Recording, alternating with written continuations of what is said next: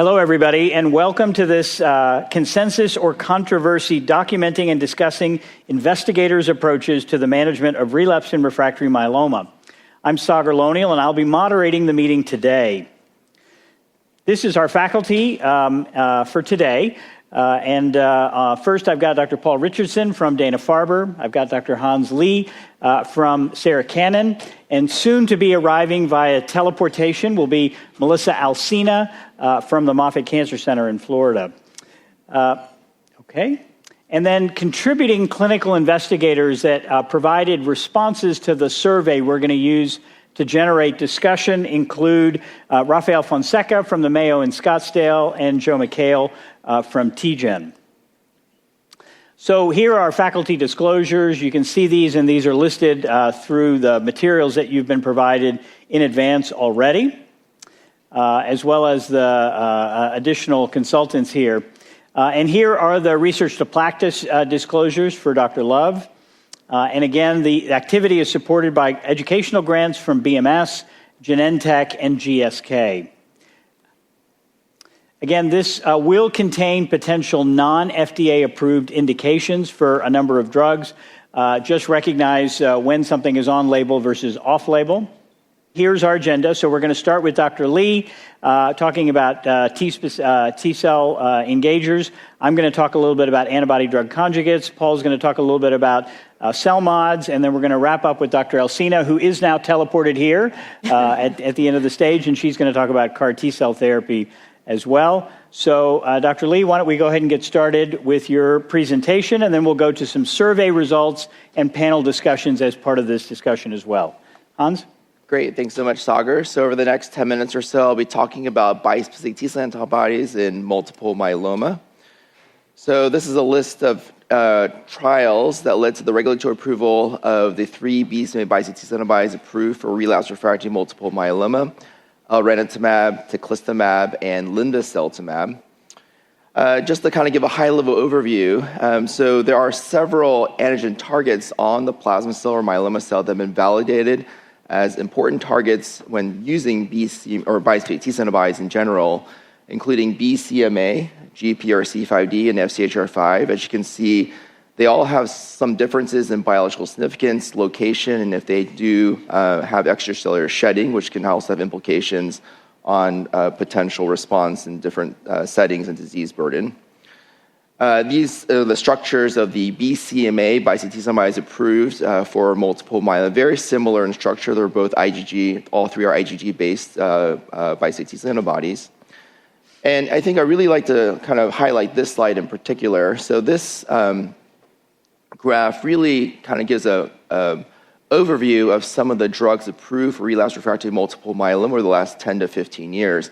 And on the left part of the bar graph, you can see the approvals of some of the older, it's hard to say older is 10 to 15 years, but some of the older myeloma drugs: Pom-dex, carfilzomib-dex, daratumumab, dexamethasone, selinexor, dexamethasone, all having over response rates of approximately 30% in late relapsed refractory multiple myeloma, median progression-free survival of approximately 3 to 4 months in the pivotal studies that led to their approvals.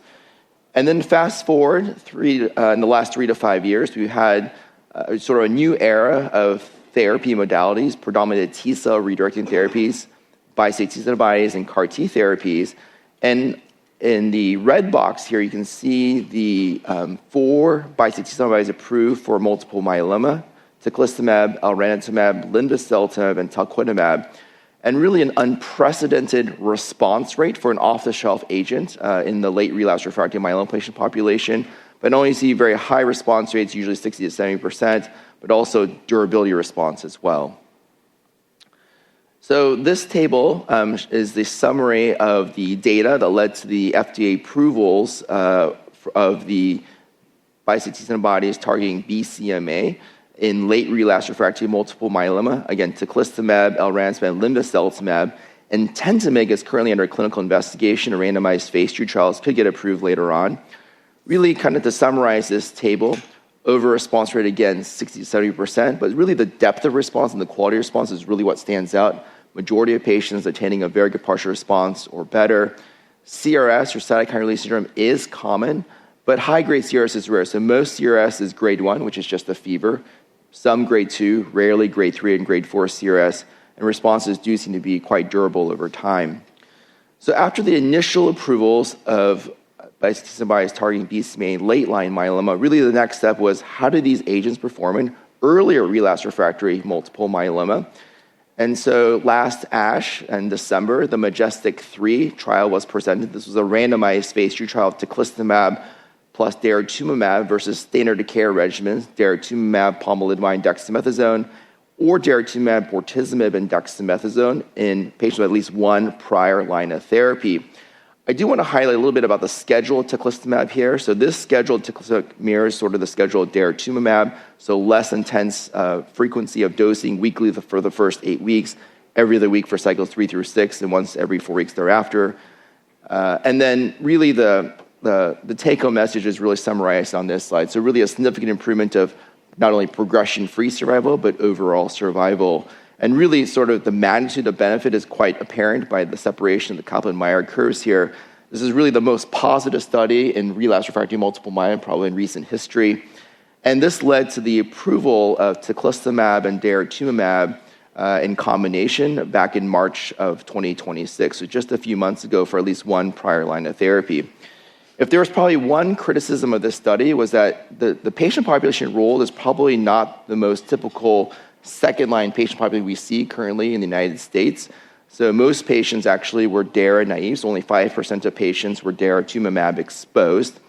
And so the Majestic-9 was a nice follow-on study. This was actually just presented 3 days ago in the oral abstract session here at ASCO for the multiple myeloma abstracts. So this compared teclistamab monotherapy versus standard of care therapy. So you can see here pomalidomide, bortezomib, dexamethasone, or carfilzomib, dexamethasone in patients with 1 to 3 lines of prior therapy. And unlike the Majestic-3 study, which predominantly enrolled DARA-naive patients, in this study, everyone had to be exposed to an anti-CD38 monoclonal antibody. Everyone had to be exposed to lenalidomide. So consequently, the majority of patients were actually refractory to lenalidomide or an anti-CD38 monoclonal antibody in this particular study. And so really kind of the take-home messages here, the study was markedly positive in favor of teclistamab, so marked improvement to progression-free survival, but also overall survival. And so again, we do anticipate this will lead to the regulatory approval of teclistamab monotherapy in this setting soon. In terms of safety, I think one thing to highlight about using BCMA bispecific T-cell in early line myeloma is the risk for infection. And so certainly we are seeing higher rates of infection, of course, with BCMA bispecific T-cell in general. So really just important, it's really important to be aggressive with prophylaxis, primary prophylaxis with IVIG, give it monthly along with the teclistamab. It's very, very important to mitigate the risk for infections. We did hear a press release of Magnetism-5. This is a randomized phase 2 trial of elranatamab versus daratumumab, pomalidomide, and dexamethasone in patients with one prior line of therapy. And this primary endpoint of the study was met at the interim analysis, so perhaps we'll hear about this study at a conference in the near future. One thing to just keep in mind that there are some variances in how these BCMA bispecific are given. So invariably, there's always step-up dosing to really mitigate the risk for cytokine release syndrome. So a small dose of the drug is given with the first dose, intermediate dose, and then third dose is usually the target dose. And they also have different recommendations for hospitalization in the package insert. But hospitalization can limit access to bispecific, particularly in the community. So this was a major barrier earlier on when we're using these agents. And so I think one approach has been to use prophylactic tocilizumab prior to the first step-up dose to mitigate the risk for CRS. There's been a number of studies looking at this, showing that this can really, really reduce the risk for CRS quite dramatically. It's really less than 10% or so. Again, mostly grade 1, which is a fever, which is very easily manageable. There's also been some, and I actually just want to mention, that is actually on the NCCN guidelines as of April of 2025. And so there have been other approaches looked at different groups. For instance, Mass General Hospital is looking at prophylactic dexamethasone after dosing of the bispecific during step-up dosing, also an effective approach to mitigating CRS. And they have some nice data showing they can also reduce resource utilization of, for instance, tocilizumab and hospital admission in general. BCMA bispecific are effective also after BCMA-targeted therapy. There's been several studies looking at this, both with elranatamab and teclistamab. Really quick, I did want to mention there have been several non-BCMA bispecifics approved or one approved for the treatment of relapsed refractory multiple myeloma, talquetamab, which targets GPRC5D. Cevostamab is currently in clinical development, again, showing very similar response rates, depth of response, and duration response to the BCMA bispecific antibodies. And so the phase 1/2 monumental study led to the approval of talquetamab in late relapsed refractory multiple myeloma, showing, again, overall response rates over 70%, majority of patients attaining a VGPR or better. I think what was particularly interesting was that this also works quite well in patients with prior BCMA targeted therapy, as you can see on the far right bar graph there. One thing to keep in mind is that there are some side effects potentially related to talquetamab, predominantly the on-target off-tumor effects of GPRC5D. So you can see some dysgeusia, skin peeling of the hands and the feet, nail changes, which important to keep in mind when you dose patients with this drug. And so I did want to mention quickly the Monumental 3 study will be a plenary at the EHA meeting just next week. What's been released so far on the website is the results of the Monumental 3 study, a randomized study looking at tal-dara-pom versus tal-dara versus dara-pom-dex. It's a positive study in favor of talquetamab-containing arms. So we'll hear more about this in about probably 10 days or so in Stockholm. FCHR5 is another important antigen target that's been identified in multiple myeloma. It's located on 1q21, which is associated with more aggressive multiple myeloma disease prognosis. And so the CAMO-1 study was a randomized dose expansion looking at cevostamab, pomalidomide, dexamethasone in early line multiple myeloma to really try to identify the proper dose or the right dose for future randomized phase 3 trials. And so really showing that this regimen combination is effective in this setting. The safety signal also looks pretty good as well. I think one thing to highlight is, generally speaking, we see less infection with FCHR5 targeting therapies compared to BCMA. And there is CRS, but using some creative step-up dosing schedule. So this is a triple step-up dosing schedule. You can really mitigate the incidence and the severity of CRS. And so this has led to the randomized phase 3 Evolution study. This is going to start enrolling in 2026, looking at 1 to 3 lines of prior therapy, looking at cevostamab, pom-dex versus standard care investigator's choice. Primary endpoint being MRD negativity and PFS, dual primary endpoint. So really, in summary, bispecific antibodies are very effective in myeloma. They're being used in earlier line myeloma based on these randomized phase 3 studies that I recently read out. The side effect profile is manageable, and just to really emphasize, these modalities of therapy are really going to form the backbone of myeloma therapies for many years to come for early relapsed refractory multiple myeloma and newly diagnosed myeloma. And I'll finish there. Thank you. All right. Thank you, Hans. Great presentation. And I think it sets up some nice discussion in terms of where we're going to go for the next a few minutes. We've got a few minutes to really talk through this a little bit. So these are just some different opinions in terms of the 4 of us, as well as the 2 outside consultants, if you will. Regulatory and reimbursement issues aside, what next line of therapy would you most likely recommend for an 80-year-old with standard risk myeloma who received initial therapy with RD-DARA and experienced disease progression after 5 years of maintenance therapy? So you can see there's a gamut of different choices that are listed here. Anybody want to speak up about their specific choice or what they might think about doing? Well, I mean, I think that the important question here, to my mind, is the patient. And this is an 80-year-old patient with standard risk disease who's done very well on RD-DARA, and this patient is bortezomib or PI naive. And I think really, Hans, it was a super presentation. I think the important point, though, and this perhaps is important for community doctors to appreciate, is the infection signal. And you have survival crossover in Majestic 3, reflecting 12 deaths in the first 6 months from infection. Obviously, the efforts to aggregate that with IVIG proved successful thereafter, but nonetheless, the infection signal is very real. And so, that being said, in someone who's an octogenarian with standard risk disease, I personally, and we're going to hear in a minute from you, Sagar, about the efficacy of Bela in this setting, especially in someone who's PI naive. So that's why I was sort of different to my colleagues in saying, in this particular patient, I might explore belantamab. An important point to share, which I'm sure you're going to cover in a moment, Sagar, is that Bela is not immune exhausting. That's a critical point. Its primary mechanism of action is immunogenic cell death. So you lose nothing by trying Bela first. And speaking for our own center, we've treated over 170 patients with Bela at Dana-Farber. We've hospitalized just 5, 4 for pneumonias related to partner drugs, 1 for tumor lysis syndrome, obviously due to Bela, and that's a good thing. This patient ended CR and MRD negativity. In contrast, our experience with bispecifics and CAR T is radically different.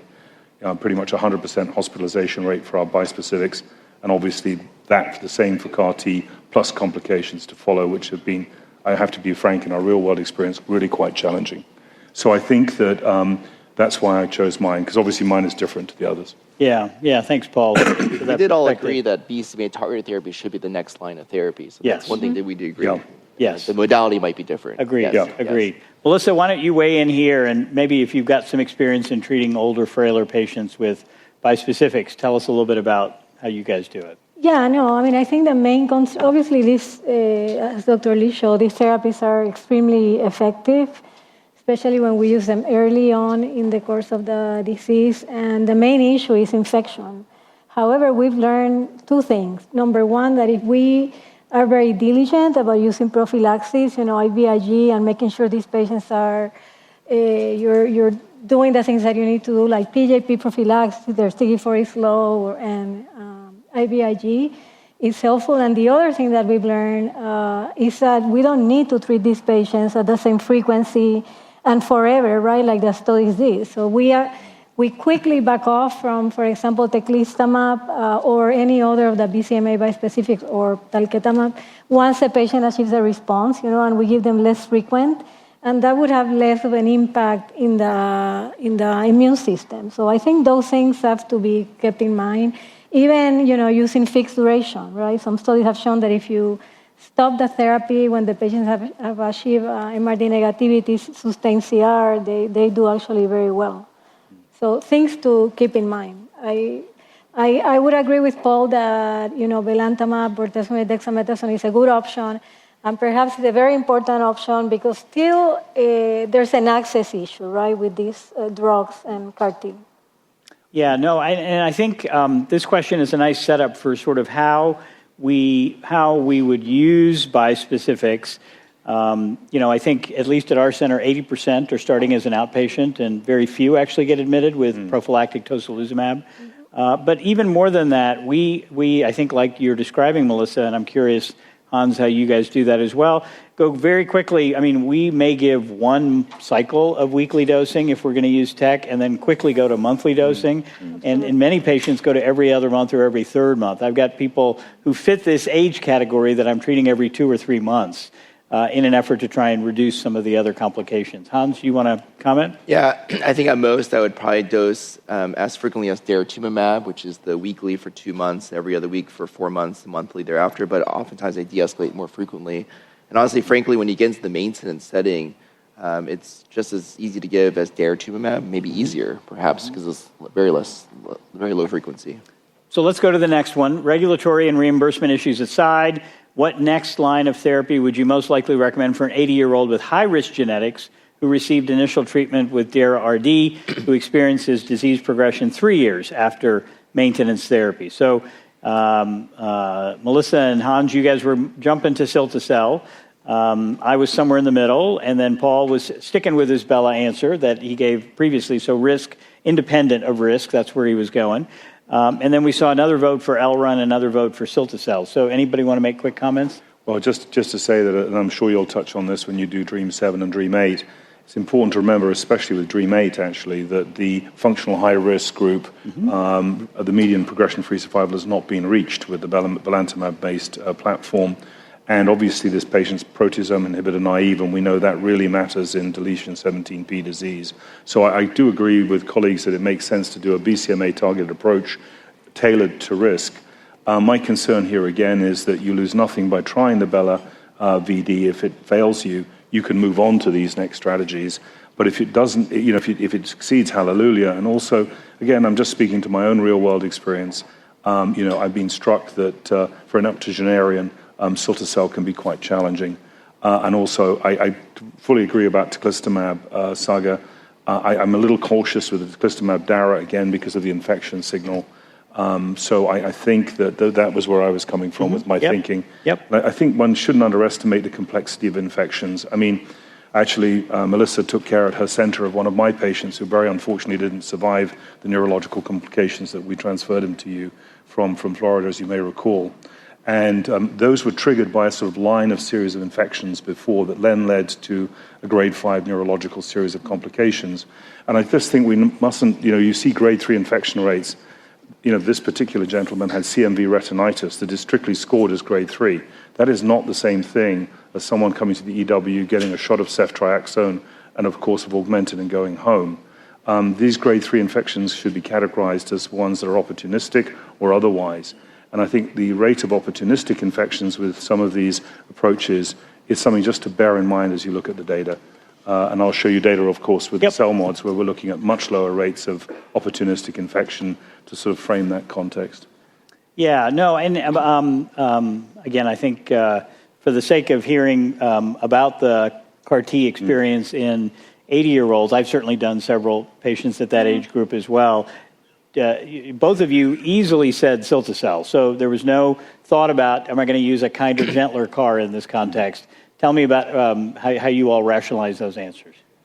I mean, there's the variation of what an 80-year-old patient might look like. So if it's a fit 80-year-old patient, I actually probably would have no reservations of giving cilta-cel in that context. Yeah. But there's other factors involved. So is their disease adequately debulked, right? So we want to make sure they responded well to bridging therapy, if the patient's motivated. And, this is, as Paul mentioned, a functional high-risk patient and, a 3-year progression after initial DARA-RD. And so I think, these are the considerations I would have. But I think the key point is that you can give cilta-cel in an 80-year-old in carefully selected patients. I think that's what I would take home. Yeah, no, I agree. And like you say, I mean, the most important, I think when I answered this, I said, cilta-cel if the patient is not a frail patient, right? So it depends who is that 80-year-old. Right. I think we all have done cilta-cel in patients that are in their 80s, and if they're fit, if they're motivated and they're doing good, they can tolerate the treatment well. And we just need to make sure that, like what Dr. Lee said, right? That the disease and the patient doesn't have any characteristics that would put that patient at a high risk for toxicity for cilta-cel. But I think there's no right or wrong answer. The good thing is that these are all really good options, right? Yeah. And you need to have a discussion with the patient, and the patient usually will decide, what their preference is. Well, I bring it up mostly because oftentimes the 80-year-old, whether they're good risk or high risk, doesn't get referred to a CAR-T center. And so I think it is important. I mean, I'll remember the 82-year-old that at day 60 was with her niece or grandniece in Paris doing what she wanted to do. So, I mean, it can be a very well-tolerated treatment. Absolutely. There are side effects and toxicities to everything listed here. And it's making that decision with the patient in front of you in terms of what you're going to do. If I can add to that, though, I think there's a consequence for certain therapies later. I mean, that's the thing we have to bear in mind. So I agree with you 100% that we all have that older, fitter patient who's done extraordinarily well.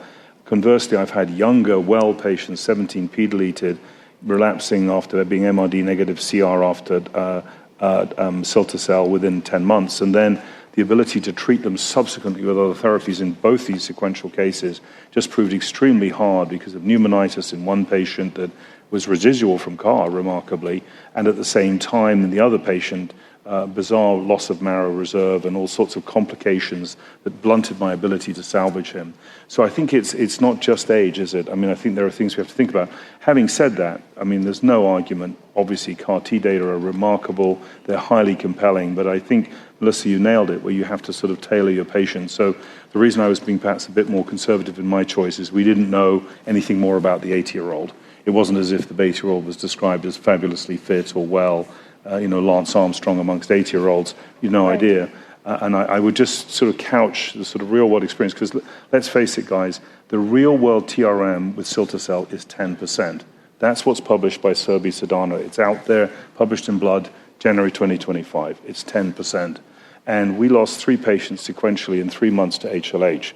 So I just think we have to be really careful about this, because obviously the data speak for themselves, but it's the real-world experience that starts to govern what you do. And these 3 sequential deaths from HLH were about a year and a half ago, but they were in our real-world practice. They were standard of care patients, high tumor burden nonetheless, but that's what we ran. And I think our CAR-T team are second to none. They're fantastic. It's not like we were managing them poorly. There was just a function of the challenges that we see.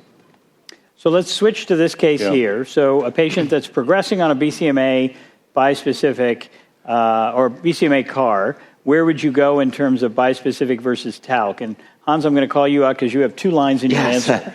So I kind of cheated on this too long of an answer, but you pulled a Captain Kirk. Yeah, but so after progression after BCMA CAR-T, I think the mechanisms of resistance are less likely to be antigen escape. So I think we know that after CAR-T, usually BCMA is still intact. And so I think if a patient has a fairly durable response after initial BCMA CAR-T, I tend to lean towards retreating with BCMA just because the tolerability of a BCMA bispecific tends to be better than that of a GPRC5D just because of the on-target off-tumor adverse events. And I think we see some nice data. Anecdotally, has some very nice responses of patients treated in this way. Now, if they've had a very short duration response on their BCMA CAR-T, I'll just go ahead and switch over to talquetamab.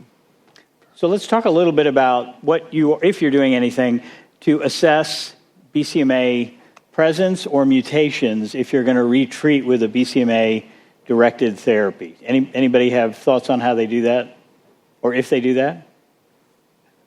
No, I mean, not. I mean, we do it in the lab, but not something that we can use clinically to make a decision. And we do BCMA expression by immunohistochemistry, but it's very all over the place, so I don't think it's really useful.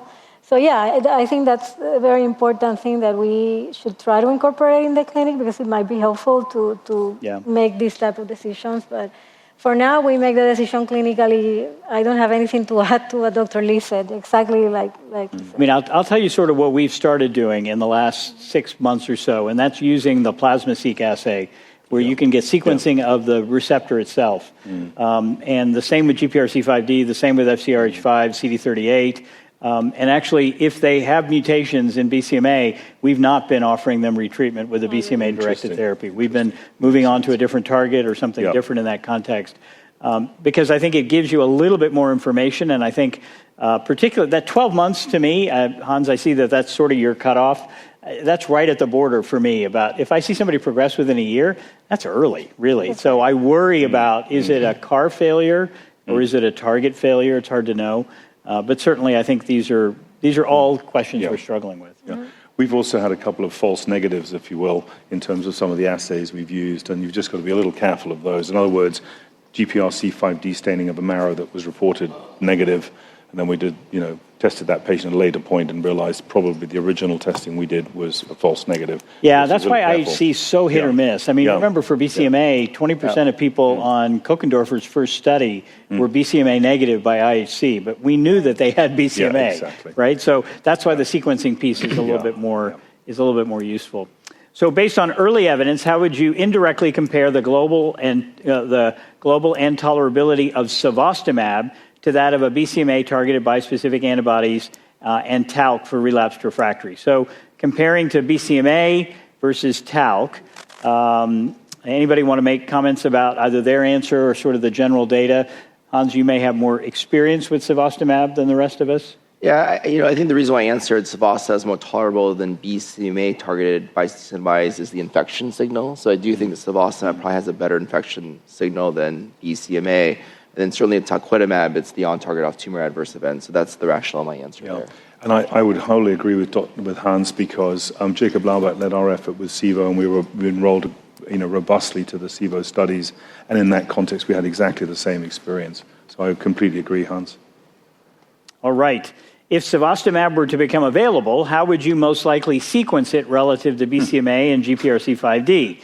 So it looks like there's some mixing of GPRC5D and CEVO as to what's the second choice versus the third choice.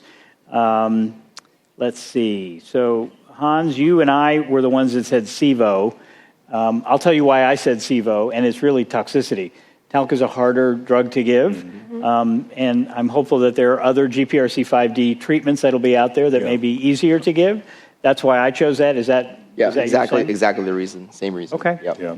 Okay. And I went in the direction of GPRC5D versus SIBO because I fully agree that SIBO is well tolerated. I just went in that direction because after BCMA bispecifics have failed patients, in my experience, the biology is aggressive, and EMD has also been a feature. So for that reason, I kind of pivoted to GPRC5D, but I completely agree with you, Sagar.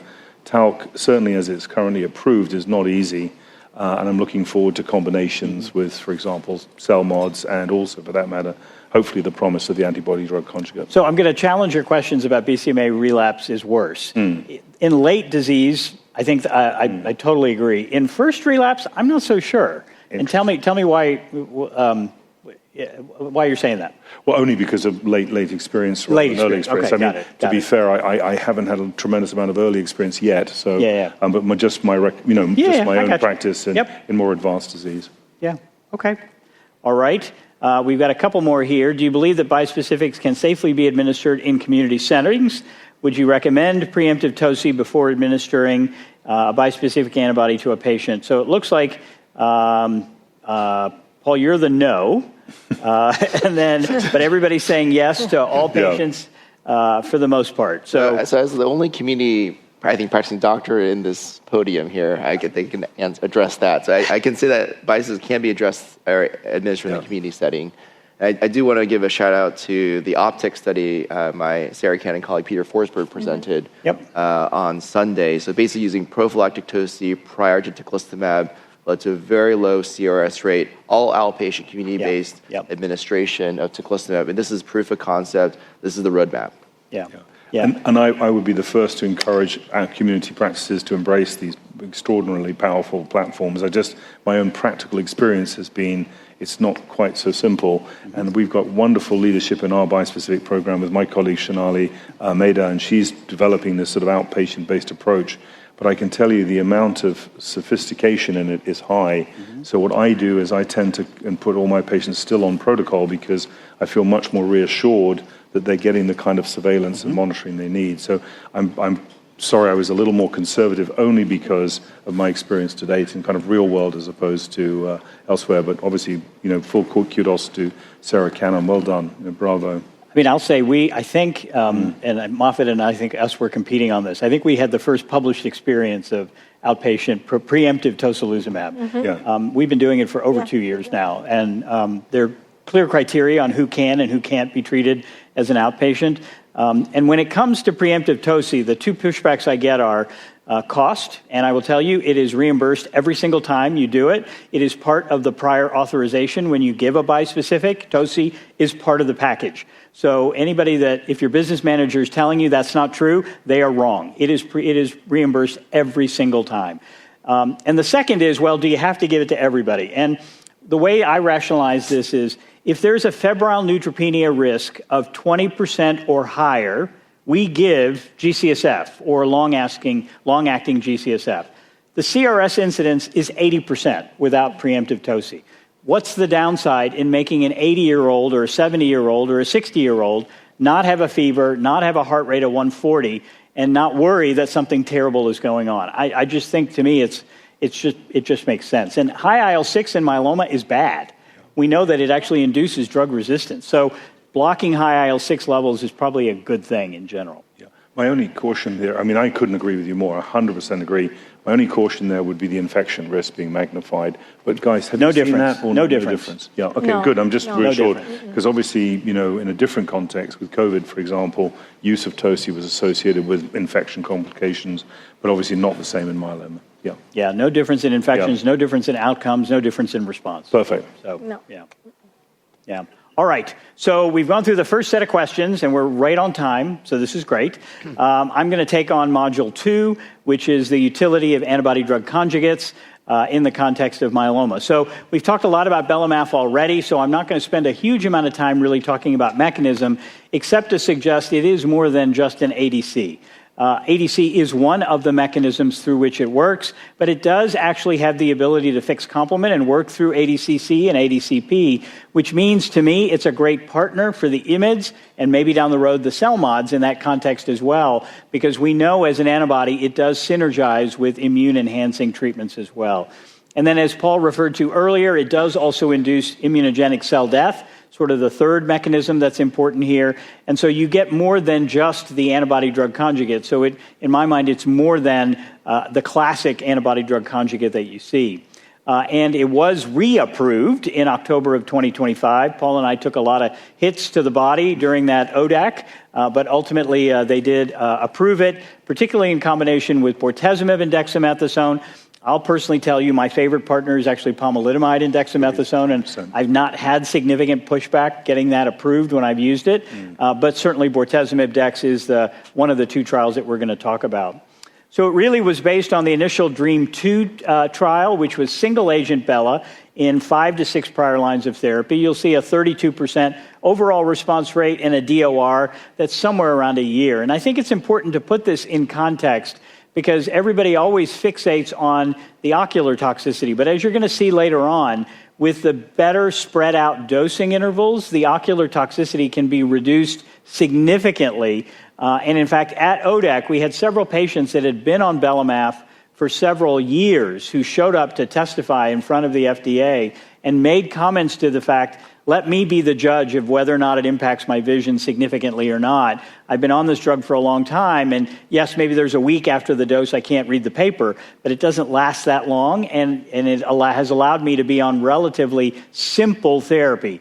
One dose every 2 to 3 months is often how we're giving it now as opposed to every 3 weeks before. So when you look at the current guidelines for antibody-drug conjugates, particularly with BCMA, you see you've got CARs and you've also got T-cell engagers, as we talked about earlier, but you also have belamaf in one prior line of therapy in combination with bortezomib and dexamethasone, which is category 1 in the NCCN. So that was really based on the DREAM7 study, and you can see those progression-free survival curves listed here. This was Bela, bortezomib, dex versus DVD, so almost going head-to-head, if you will, with DARA, and demonstrating significantly improved progression-free survival, 36 months improved progression-free survival. This here is the overall survival, also showing significant improvement as well. So when you think about it, if you're giving bortezomib and dex and adding on a dose of Bela every 2 to 3 months, you get 3 years of progression-free survival. That was the median in this trial. And I think that these data are what formed a lot of the basis for what Paul was saying earlier in the previous courses. Now, one of the challenges that we often hear from both patients and from physicians that are using Bela is, am I going to lose disease control by spreading the dose out? And what we've learned about that is that if you look at the data from not just DREAM2, but actually DREAM7 and DREAM8, holding doses, the responses in most cases actually deepen. And that's because the half-life of the antibody is really quite long. You don't have to feel like if I'm not given the drug, I'm not getting a benefit, because the drug is sticking around for a longer period of time, and that's why you can give it at such infrequent dosing intervals. And you've got the safety net also of having the partner drug in the combination as well. And so some of that is exhibited here in terms of MRD negativity. This is the DREAM8 data adding Bela to pomalidomide and dexamethasone, which also improved the progression-free survival, almost identical PFS as combining with bortezomib, 34 or 35 months versus 36 months. And you can see the control arm in terms of the standard of care, if you will, at that time, which was PVD. Now, let's talk a little bit about keratopathy, because this is the one area where a lot of folks are sort of trying and struggling to figure out what you see. And this is data, actually the onion graph, if you will, from the DREAM2 study. And one of the things to recognize is that the percentage of patients that actually had grade 4 toxicity is vanishingly low. Everybody improves when you hold the dose. And if many of you are saying, well, I look at the PI and it says 90-something% got better. In DREAM2, the reason it wasn't 100% is because it was 5 or 6 prior lines of therapy. There wasn't anything to do after Bela, and many of those patients unfortunately went on and died of myeloma, so we couldn't see the recovery of their visual acuity. But I've not had a patient whose visual acuity did not recover back to baseline, and I'm sure my colleagues have got experiences in that context as well. You can see that most patients who get even grade 2 grade 2 keratopathy don't even have changes in visual acuity greater than 20/50. And I'm going to show you some of that data on what it looks like to be 2020, 2050, and 2200. But I think we always gravitate to the person who can't do this or that, but a majority of patients are not in that category, and this really nicely shows that. So here's an example of the difference in vision between 2020, 2050, and 2200. And obviously 2200 is something you want to avoid if a patient develops 2200 keratopathy. That's somebody that not only do you hold the dose, but when you retreat, you're likely going to reduce the dose intensity as well, the dose and the dose intensity. But 2050 is actually a transient finding. It may or may not impact driving. It may or may not have a significant impact on reading.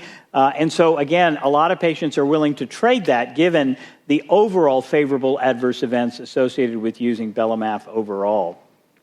So this is, this is a list of adverse events, again, that were looked at in terms of extended dosing, waiting more than 9 weeks. And you can see that you did not lose efficacy.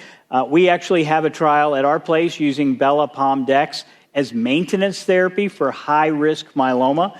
And I can tell you that it's the best triplet maintenance we've seen in 15 years of doing aggressive maintenance for high-risk patients. And in fact, that between the first and second dose, we may see changes in visual acuity. But beyond that, we're able to spread the dose out, reduce the dose, and patients come and see us every 2 or 3 months for their Bela and really do quite well. And so even in a healthy, well patient, you can get really long-term responses overall as well. And here are the recommended dose modifications based on DREAM 7 and DREAM 8. One of the things that I'll tell you is because the trial was designed to give Bela every 3 weeks, that's what you're going to see in many of the recommendations for dosing. Practically speaking, I don't do that. I will give the first dose at a full dose at 2.5 because you probably have more circulating soluble BCMA at that point and you need to get rid of that soluble BCMA. But once they've responded at the end of that first dose, you usually can see really nicely that you can go to 8 weeks or 12 weeks for the next dose, depending upon what adverse events that they've had overall. And again, even in patients that had long-term delays, these are patients that had delays of more than 12 weeks between doses of belamaf. You can see the PFS curves look almost identical to what you see in the whole patient population in general. Now, there is data that's going to be presented at EHA, and this is the DREAM 15 study that's looking again at alternative dose and schedules, looking at Q8 and Q6 week dosing in partnership with bortezomib, in partnership with carfilzomib, as well as in partnership with pomalidomide. This will give you more comfort doing what I think many of us who've used this drug a fair amount already do, which is spread the doses out. And so there will be more data coming in just 10 days when DREAM 15 will be presented at EHA. So again, what about the monitoring? Well, I will tell you, once you've done one patient on Bela, the next 10 is 1,000 times easier. It's just making that connection one-on-one with an ophthalmologist and getting that pre-cycle 1, day 1 visit done, and then see them at the beginning of the next time you think you're going to dose them. If you end up dosing them every 3 months with Bela, then they need to see an ophthalmologist every 3 months, and it becomes a whole lot easier. And between you and your office staff, they can schedule those visits out depending upon what the frequency is that they're going to be using overall. Now, here is some of the safety profile that I mentioned before, and what I want you to notice is that a lot of the grade 3, grade 4 adverse events that we typically see with most myeloma therapies are in single digits or in zeros. And so when I say beyond ocular events, there really isn't a lot.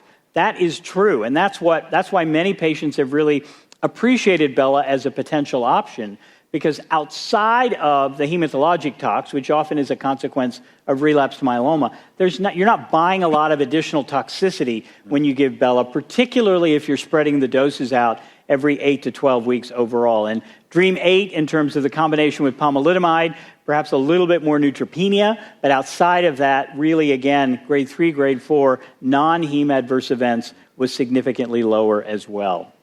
So, again, I think the question about moving BCMA antibody-drug conjugates earlier into myeloma therapy, this is DREAM 9 that Dr. Usmani presented on Friday. I think it was Friday. My days are all running together now. Yeah. But this is data in a series of dose and schedule evaluations, trying to figure out the optimal dose and timing when you give it in combination with RVD in newly diagnosed multiple myeloma. And they did come up with some recommendations. But again, note, 100% of patients was the overall response rate, and 73% of patients in CR achieved MRD negativity. So very powerful, even in the context of newly diagnosed myeloma. DREAM10 is now open. This is Bela RD versus Dara RD, so head-to-head, Bela versus Dara in the older, frailer patient population. And I can tell you that coming very soon to a cooperative group to you will be BQuad, which is Bela RVD versus Dara RVD for patients who are transplant deferred or transplant ineligible but quad eligible. And that trial will be coming through Precog through a number of sites as well as sites around the world as well. So with that, I'll stop and we'll do our next set of discussions. And I think we're still on time. All right, great. All right, so regulatory and reimbursement issues aside, what is the earliest time point in the treatment algorithm you would administer belamaf to patients with myeloma? So anybody want to make a comment on this while we look at what the group is looking at? Well, I guess I just want to say I completely agree with everything you shared. I think it's important to just frame the ocular toxicity first and foremost as we understand why we would offer first relapse. KVA grading is designed to prevent serious ocular issues. So please don't confuse KVA grade 1, 2, 3, 4 with CTC grade 1, 2, 3, 4, let alone immunotherapy grade 1, 2, 3, 4. Totally different, apples and oranges. And I fully agree with you, Sagar. My patients consistently prefer, once they get started, once they get settled, once they get comfortable, they don't want to move off the platform at all.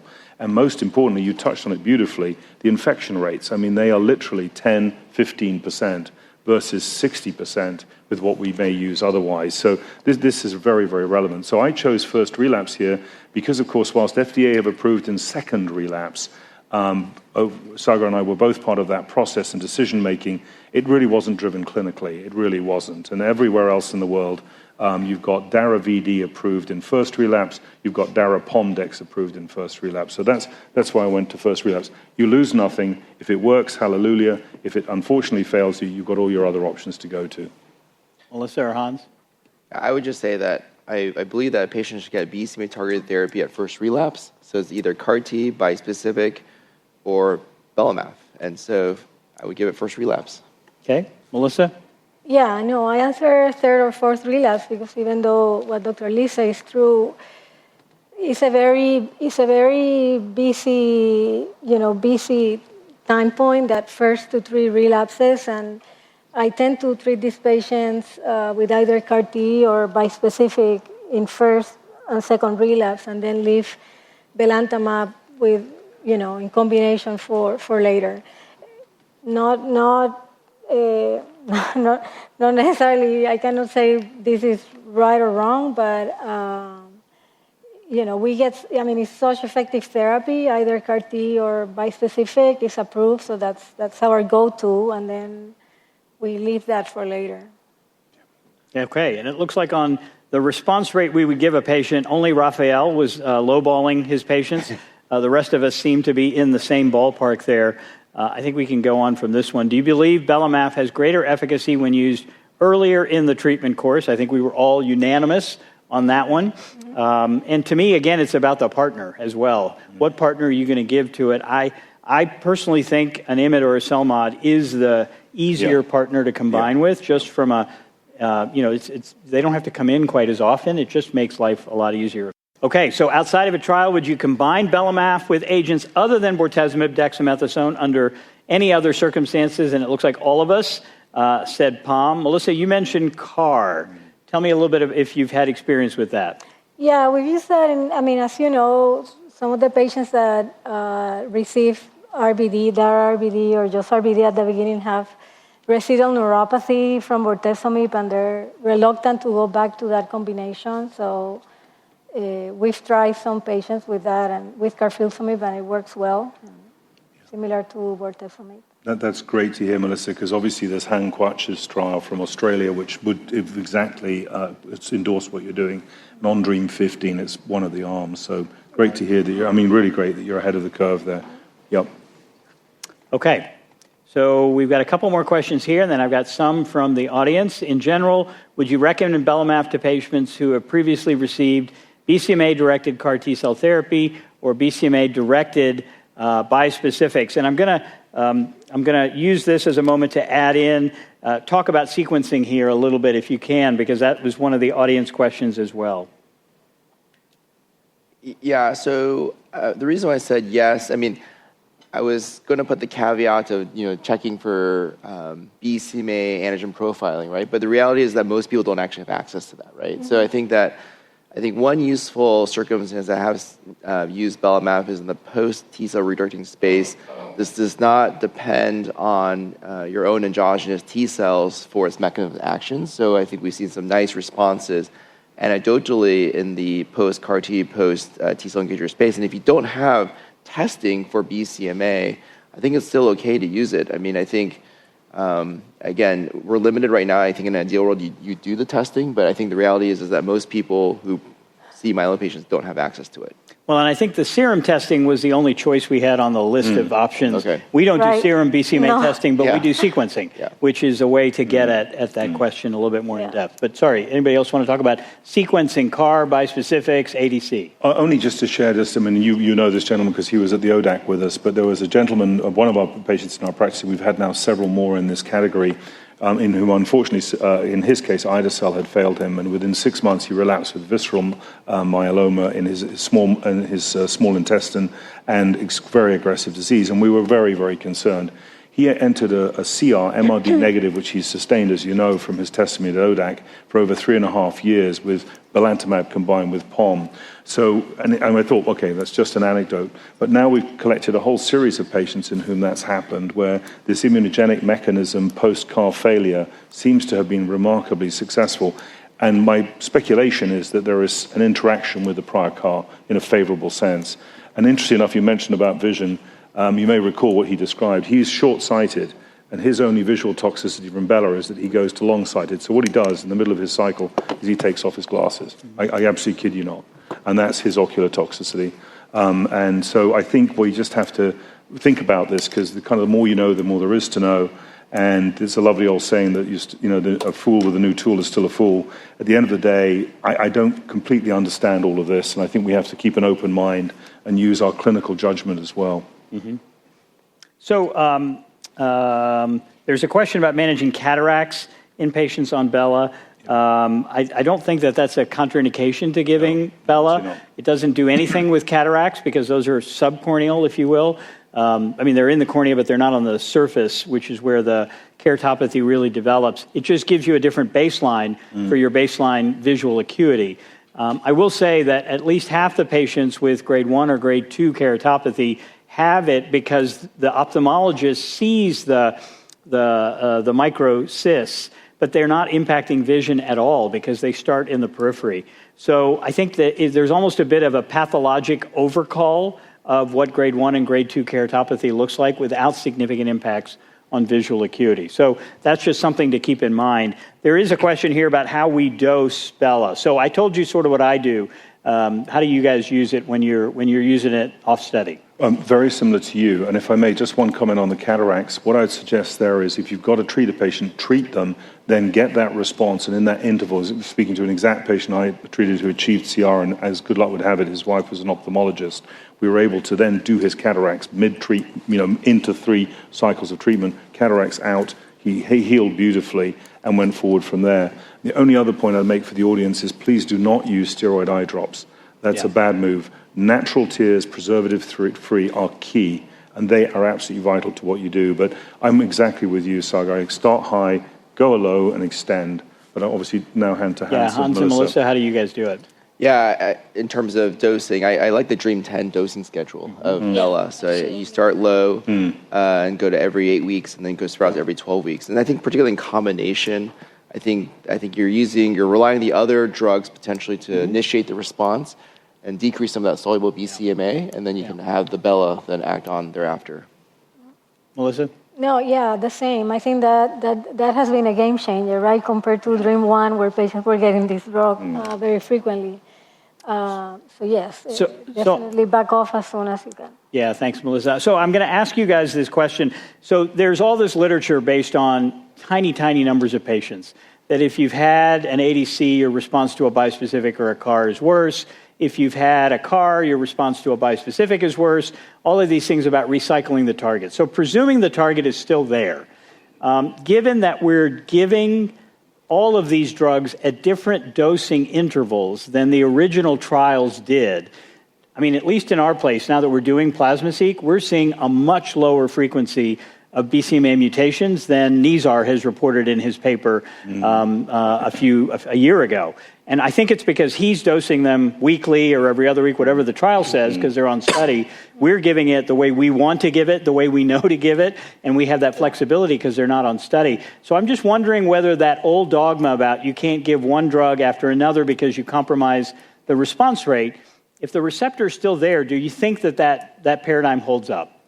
Yeah, I agree. I think, a lot of these studies, especially early on, were really small cohorts of patients. Like 7 or 8, yeah. And I think that really sort of stuck for a lot of people. Yeah. But I think that we need to revisit this with some of our modern dosing schedules. And I think, anytime you give a drug later, it works worse than it did in the earlier, right? So I don't think that's necessarily biology of the drug or how it interacts with the plasma cell. It's just the biology of the myeloma. I agree 100%, and I think, Sagar, what's certainly changed our perspective at our center about this is the recent work with Dream 7 and Dream 8, for example, showing that belantamab is not immune exhausting, and that's been critical in understanding this. This is just published earlier this year in Hematologica, but it's really very convincing, and it just suggests that this is, to your point, if you're using it in the 9th innings with everything else, well, sure, but there's so much surround sound, who knows what's going on. If you're using it in the 1st innings, completely different story. Yeah, and I think we were all in agreement on the last one. We're all in agreement on this one. So, Melissa, you mentioned stopping if sustained CR. Are you using MRD to make that decision, or just toxicity, or? Yes, usually, well, actually, even CR, right? Yeah. I think we do need to study how, fixed duration, right? Yep. There's I think that's an old concept that we need to treat these patients forever. And I actually want to make a comment about sequencing. Yep. I think with sequencing, we have to revisit the subject. But, the data from the consortium with hundreds of patients is very strong. The prior BCMA bispecific or Bela actually influenced the outcome after CAR-T.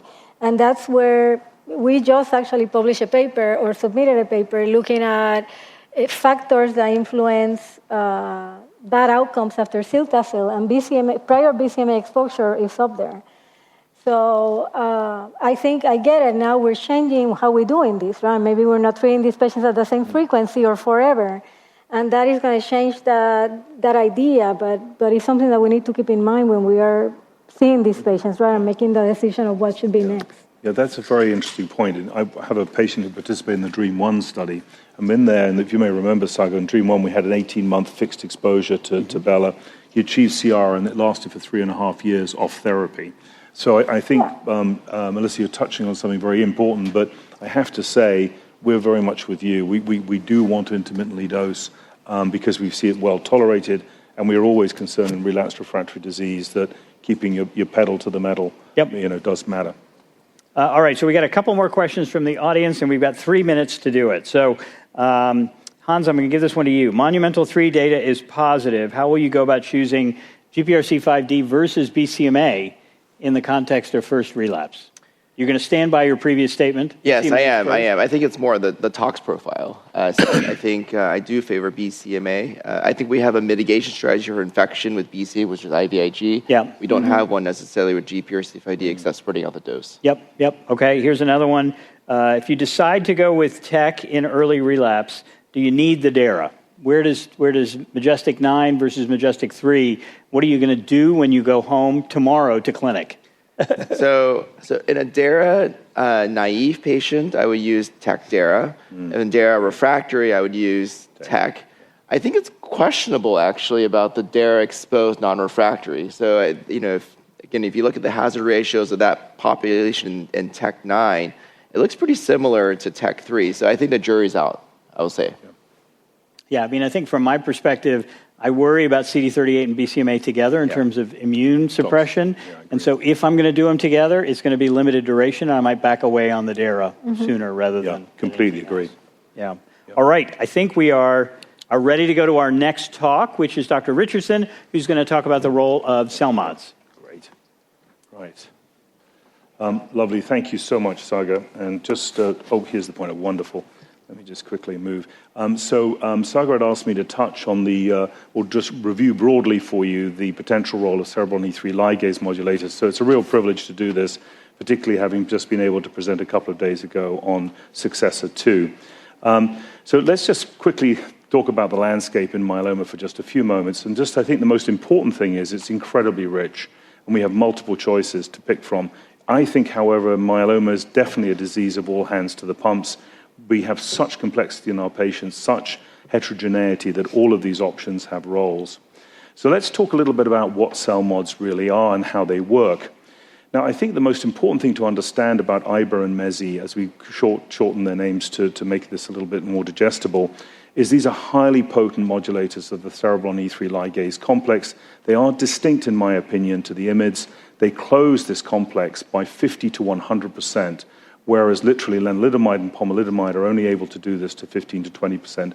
They are true degraders, they're true molecular glues. They hit the sort of center of the Death Star, as it were, and then they call in the Federation starships with the immune system, as you can see on this graphic.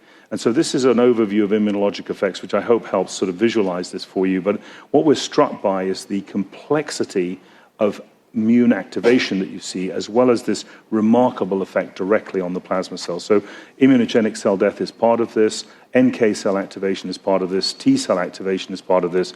Everything that you want happens with the cell mod. Now, what about a summary of the pharmacodynamics? Now, this is really evidence-driven, it's preclinical, it's built on an enormous amount of work from a number of outstanding laboratories, and I summarize it in red for you. There's effects on sensitization and potentiation, there's direct immune anti-tumor effects, there's synergy, there's CD38 priming, there's enhanced visibility or viability and persistence, there's downregulation of key resistance mechanisms, and I think this is important to understand where this drug will then belong. And I just show you data from last year's ASH that is very nice preclinical data showing that you overcome Cereblon mutations emerging post-IMiD with mezigdomide, and we have clinical evidence from Successor 2 that that's exactly right. IBRA is dramatic in terms of its increased effector cell abundance, increased activation, decreased exhaustion. Mezigdomide does it, but to a greater degree. And as you can see, really dramatic effects in the context of preclinical work. And again, there's more mechanistic rationale for enhanced immunotumor activity. Now, none of this preclinical data matters a hill of beans unless it translates.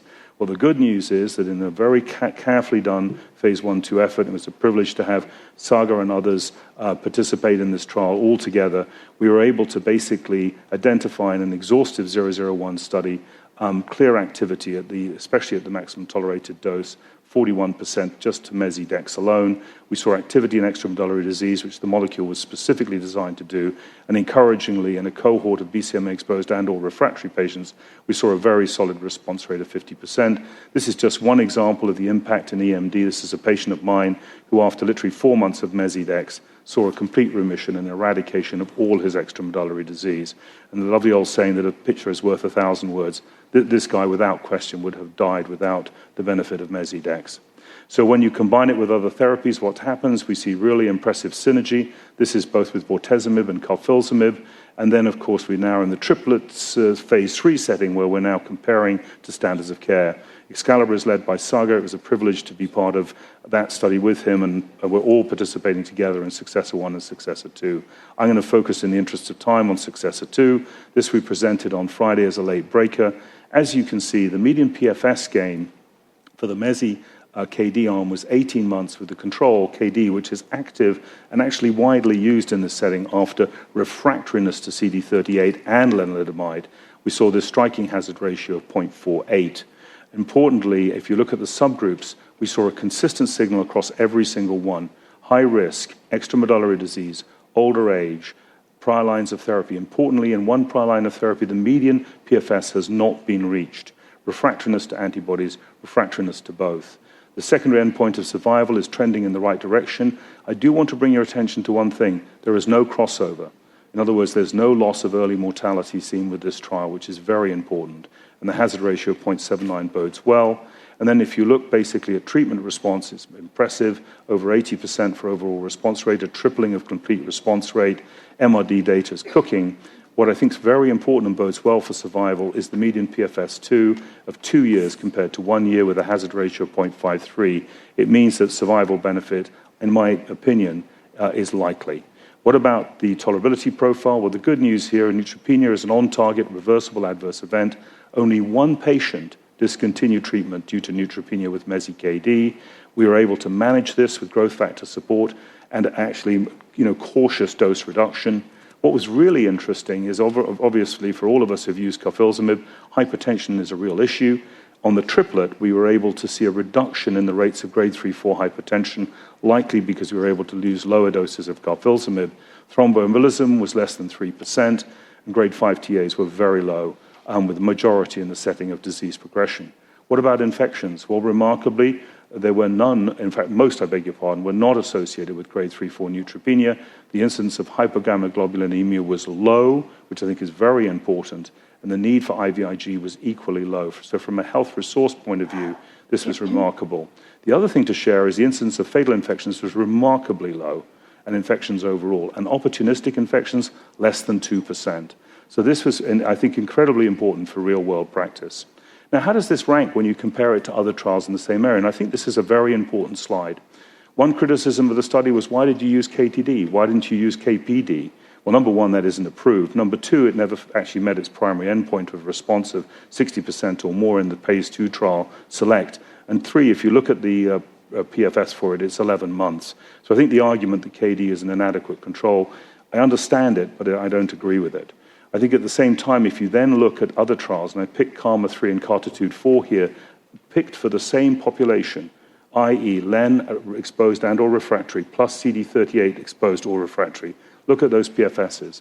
The PFS for ide-cel is 13.8 months, and the PFS for CARTITUDE-4 is 19.3. So I think we were encouraged by this, frankly, and felt for the setting of real-world practice, this was favorable. So in the context, I should mention, in the Successor 2 trial, it was 26 countries involved, which I think, again, points to this global reach of the platform. When you combine mezigdomide with other platforms, such as daratumumab and elotuzumab, the response rates are real, and these are just combinations with other agents that are very attractive and immune restoring. I want to move through this very quickly in the interest of time. I just want to emphasize the point that we have oral combinations with mezigdomide, which are really bearing fruit, and at the same time combining it with other novel agents such as tazemizostat and trametinib, recognizing the challenges with tazemizostat make it no longer viable, but certainly with trametinib, this work led by Luciano Costa, and it's been a privilege to be part of it with him, you're seeing 75% response rates. Very quickly, I'm going to finish up with iberdomide. In the relapse space, Excalibur is cooking under Sagar's leadership. We're very hopeful for an approval. There are multiple other combinations where it's being pulled together, and it's very active. And what about integrating it with CAR-Ts and bispecifics for both the cell mod classes, or both the cell mods, I should say? We're looking to really move forward with this. It truly is showing that the cell mods can partner with immunotherapies and standards of care to really generate benefit. And some of the clinical data is summarized here. All those attending have access to these slides, so I'm going to move through them super fast for you in the interest of time, but please do look at them because they point to the real promise. What about up front? Well, I think this is where the iberdomide will really bear fruit. As a cell mod, it's distinct from lenalidomide. It doesn't carry the CK1 alpha second cancer risk, and the early data in newly diagnosed patients is striking, really very impressive, remarkably well tolerated, and maintenance is equally exciting and also very, very promising because it's so well tolerated. And the question then becomes, is IBA now a replacement for lenalidomide? Well, phase 3 studies will tell us, but including our own, and Sagar's joining us on this, as well as Hans and others, and I believe you are too, Melissa, I think. But in any event, suffice to say, 720 patients strong. We're looking at IBA as an all-IBA approach as part of a triplet with IBA, VD, ISA, and then an integrated approach with bispecifics versus high-dose melphalan in those patients who are high risk or MRD positive. So this study is led by my colleague Clifton Moe. Looking forward to getting started very shortly. and we're looking at the potential benefits of IBRA in that regard. So these are my conclusions. Basically, CELMoDs, targeted protein degradation with improved activity versus IMiDs, remarkable preclinical data, integration into relapsed refractory treatment, clearly combined with both bortezomib in Successor 1, carfilzomib in Successor 2, and in Sagar's trial Excalibur with daratumumab, we're going to see real benefit from this class of agents. And then finally, I really do think it's going to help us get over so many of the challenges of CAR-T and bispecifics that we've just talked about and really put sort of functional cure well onto our radar screen. And, oops, I'm sorry, I'll stop there. Thank you very much. All right, thanks, Paul. So we've got a few more questions from the audience before we get to our expert surveys. Yeah, you can come back. Yep. So here's a question that I'm curious for you guys to weigh in. What do you think community settings will adopt more? CELMoDs, belamaf, or BCMA bispecifics? You guys all take a moment to answer that one. I'll say CELMoDs because they're the easiest probably to administer. So it's a pill. So I think, people are very accustomed to prescribing lenalidomide and pomalidomide, and it's just a natural sort of successor, no pun intended, to the first generation IMiDs to use the CELMoDs. I think it's just how it is. Okay, Melissa? Yeah, no, I agree. In terms of access for the patients and administration, it's a pill, right? So they're very easy. I would be curious to learn how the community oncologists would feel about this in terms of reimbursement and for in comparison with some of the other therapies. Yeah. Yeah, I would only say this. One thing that we showed from Successor 2, which is so interesting, we discussed at the meeting, was that we've looked preliminarily at Cereblon expression by immunohistochemistry, and it is having no impact on response to mezigdomide. So this whole construct of prior IMiD exposure followed by CELMoD is really standing up. And then I think as we go forward, its integration into all aspects of therapy, in a sense to not just upfront standard of care, but immunotherapy in particular, it bodes very, very well. Yeah, no, I would agree. To me, I think if we're moving to an era of more dependence on immune-targeting approaches, you need ways to rejuvenate or replenish immune function, and that's where I think the CELMoDs really bring an added value. Mm-hmm. At least my answer to the CELMoDs versus Belmaf versus bispecifics, I think all three of them are going to have uptake. I think, with bispecifics coming in solid tumor oncology now, in melanoma as well as small cell lung cancer, even the lymphoma guys are using them. I think there's going to be more and more uptake in the community, and so I don't think it's an either or. I think it's going to end up being a combination. Yep. There's another question here. Does belamaf, before we get to the CELMoD questions, does belamaf bind the same epitope on BCMA as other BCMA-directed therapies, and might that help guide sequencing? I think functionally it does bind something slightly different than at least the bispecifics we know of. Elra binds something slightly different than TAC, as does Linvo. And so it might, but I think we need that data on what does sequencing look like and response look like when you haven't mutated the receptor and you haven't treated until progression. Because I think that's a very different clinical situation. Mm-hmm. And then here's the last one, Paul, which will be our segue for here. Is there room for both IBRA and Mezi in early relapse? I think quite so. I think IBRA is positioned for approval in early relapse. Mezi will be the sweeper behind. And we coined this term that Mezi is sort of CAR-T in a pill. And I think also Mezi is the CELMoD kind of for all seasons. You can place it everywhere. But I really think there's a role for IBRA earlier, not least of which, from what you've said before, Sagar, IBRA is so well tolerated. Yeah. That's, I think, a distinction.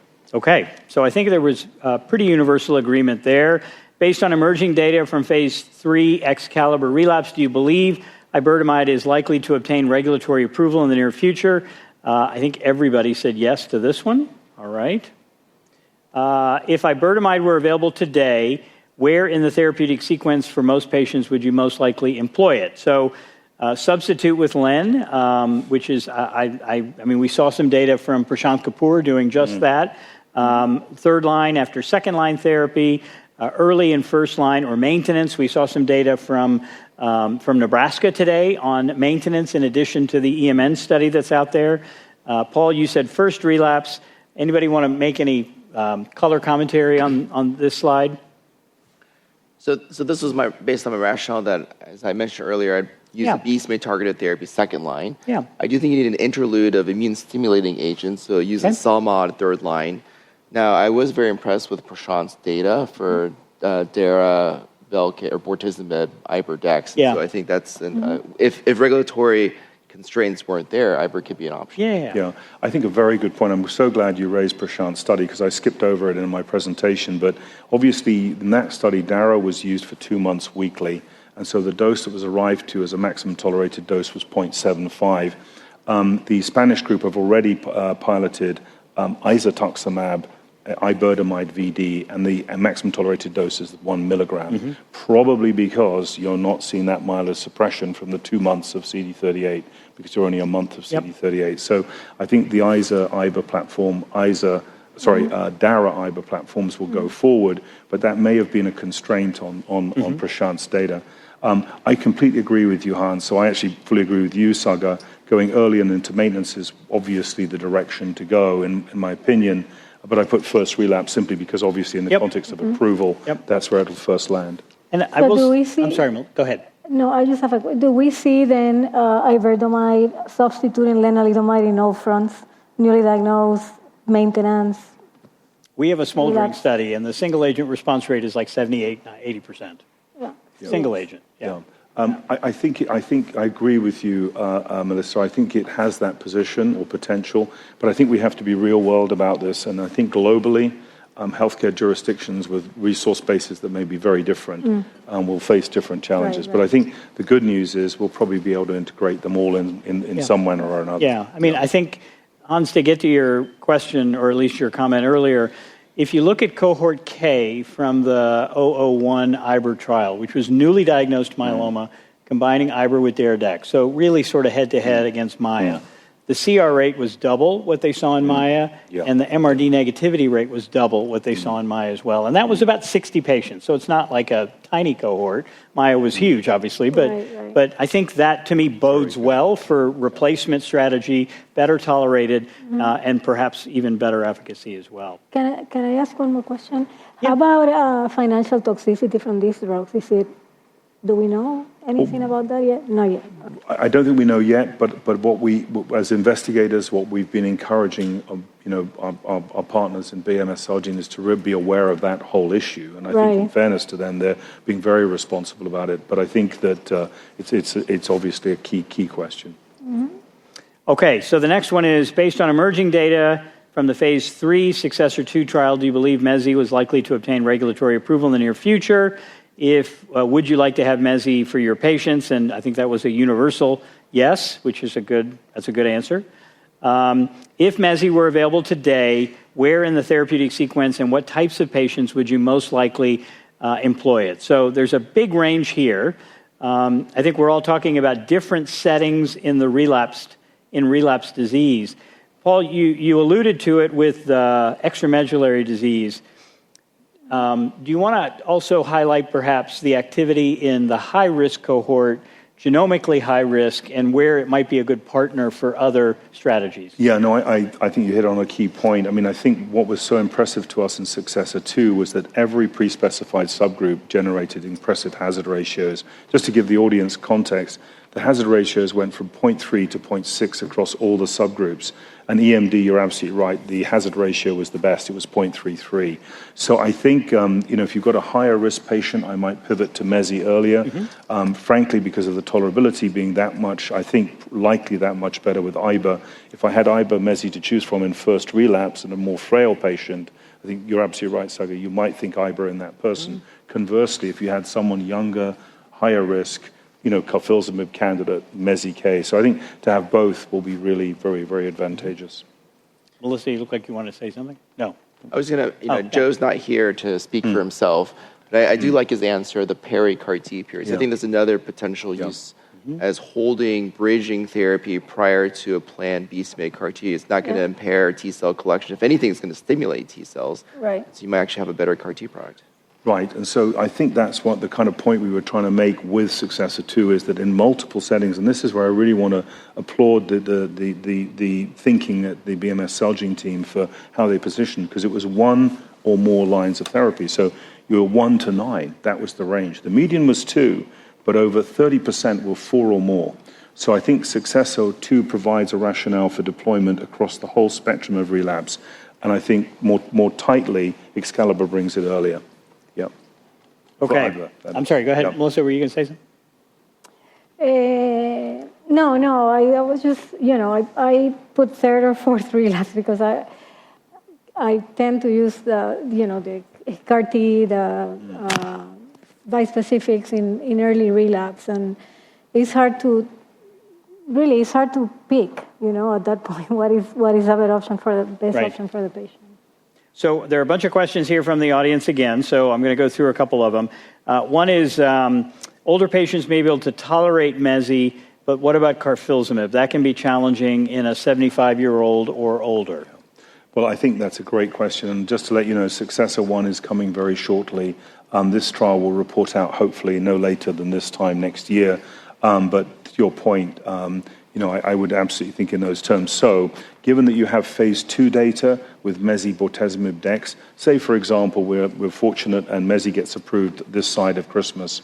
If that's the case, you can reasonably, I think, reach for Mezi VD based on phase 2 data, which we're just about to publish. It's 2 manuscripts are submitted, one for Mezi KD, one for Mezi VD, with exactly that strategy in mind. So from an NCCN point of view, you'll have phase 2 data to support picking bortezomib instead of carfilzomib. And obviously, you already have the Mezi D data from our New England Journal paper in 2023. So there's another question here about, so we're talking about maintenance with CELMoD, that the bispecifics are being looked at in the maintenance setting as well. How are you going to pick a bispecific versus iberdomide in the maintenance setting? Anybody want to tackle that one? Well, I think this is going to be a very interesting question, because what's the landscape of consolidation can look like in 3 to 4 years, right? And so, we could be using transplant up front for some of our patients, but I do think numerically the number of patients being transplanted is going down. So I think if a patient is on some type of CELMoD IMiD-based regimen as part of frontline therapy, you could transition to a CELMoD for maintenance, or you could consider a bispecific consult. I think there are many options. I think we'll have to see. We'll see the data.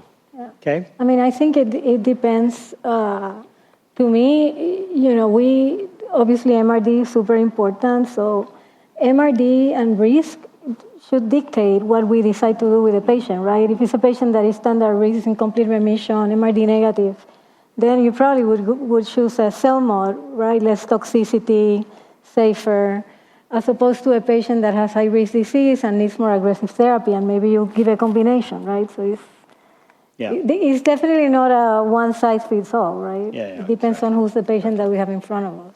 So there's a really interesting question here that I think all of you have alluded to, but we've not actually expressively said. So should we aim for MRD negativity in relapse disease? Is it as relevant as it is in the upfront setting? And I'll sort of give my catchphrase, which is early relapse is the newly diagnosed. Yes, I do think we should push hard and as best we can. But just like in newly diagnosed, if they don't get there with the best available therapy, it doesn't mean you should switch to something else and see if you can get there. Yeah. You guys feel free to respond to that. I think the long-term follow-up of CART1 proves this. So we have a third of patients who receive a single dose of cilta-cel who are basically 5 years out and sustained RB negativity. So it shows proof of concept that late-line patients, these are 4 prior lines, right, that could attain sustained RB negativity. So I think I agree. Yeah, I would qualify that a little bit. I'd say that they are the kind of beacon that's kind of leading us in that direction.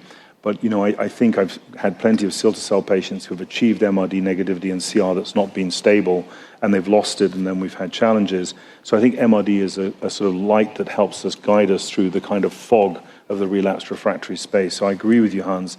It's a goal. But like you, Sagar, if I have someone with excellent disease control who's MRD positive, got good quality of life in the relapse setting, and maintained on an adequate regimen, that's a win. And I think you're absolutely right that flogging the poor patient to achieve MRD negativity as a sort of holy grail, honestly, I think it's much more nuanced than that. Okay. There's one question here about if you don't have easy access to ophthalmology, would a questionnaire being enough to monitor belamaf toxicity? So the short answer to that is no. However, an optometrist can do the exams. And optometrists are in every mall wherever you get eyeglasses. And so you can use an optometrist. It doesn't have to be an ophthalmologist as long as they can do the slit lamp exam, which isn't what I'm told by the chair of ophthalmology at University of Chicago. Everybody learns that on the first day of either optometry school or in your ophthalmology residency. Yeah, I'll go one step further. That another ophthalmologist told me it's like taking a blood pressure.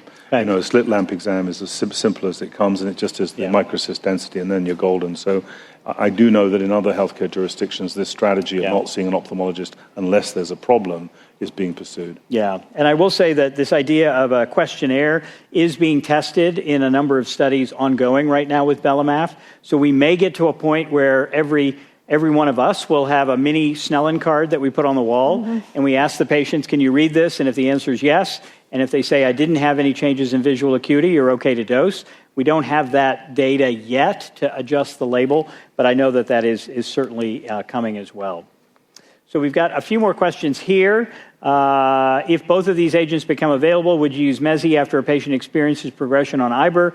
What about the converse? I think these are all presuming that you're using IBR and Mezi as replacements for Len and POM.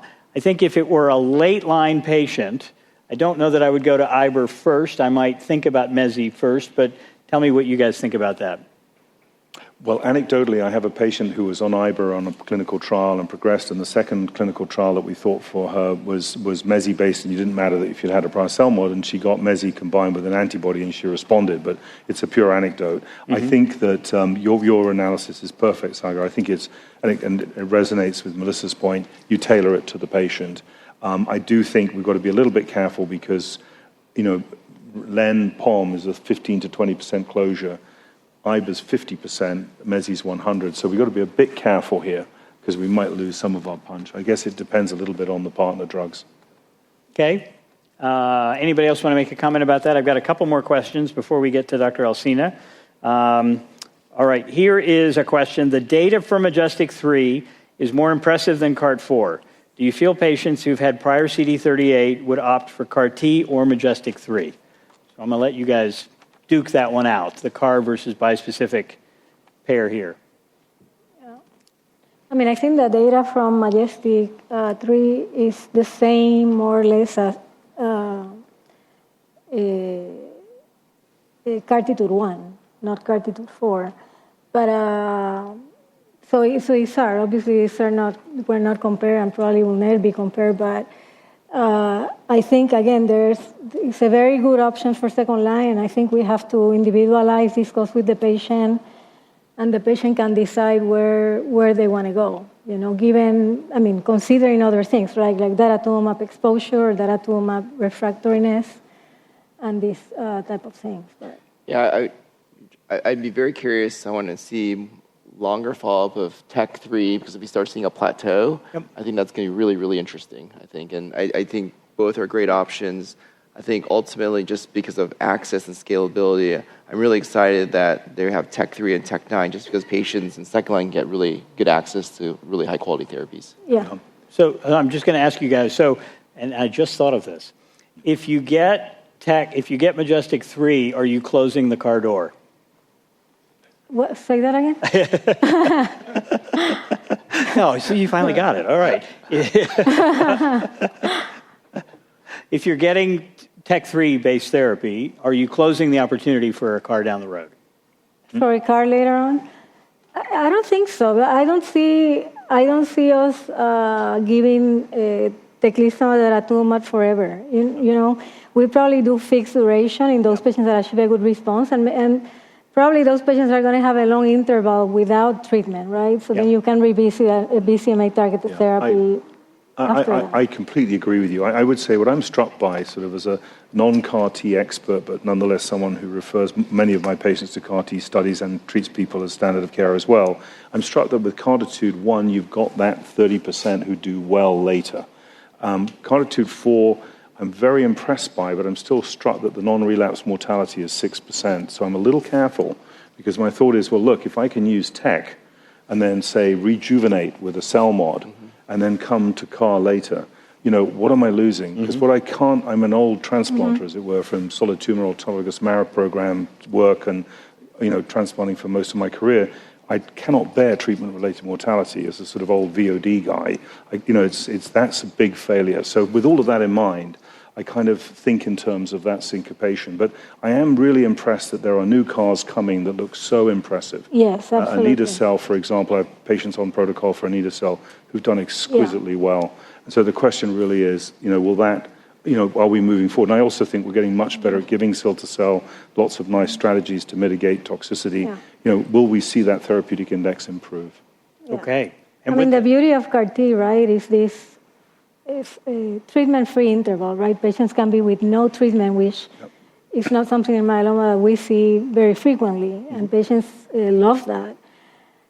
So that's, to me, we have to get to that point, right, where we give the patients a CAR-T, they stop therapy or fixed duration, and they stop therapy, and patients can enjoy these free intervals. I don't think, it was true before when we didn't have these really good drugs, right, that we needed to keep the patients on therapy, but I think that concept is quickly changing with these new immunotherapies. All right, that's a great transition and setup for you, right. Melissa. So take us through Module 4, please. All right, so I'm going to talk about a little bit about CAR-T, just summarizing some of the new things, some of the old things and the new things. So I'm sure all of you know that we have 2 FDA autologous CAR-T approved for myeloma. They both target BCMA. BCMA is a great target. As we've heard, we have many, many drugs targeting BCMA because it's a protein that is expressed in plasma cells and the myeloma cells and is involved in cell proliferation,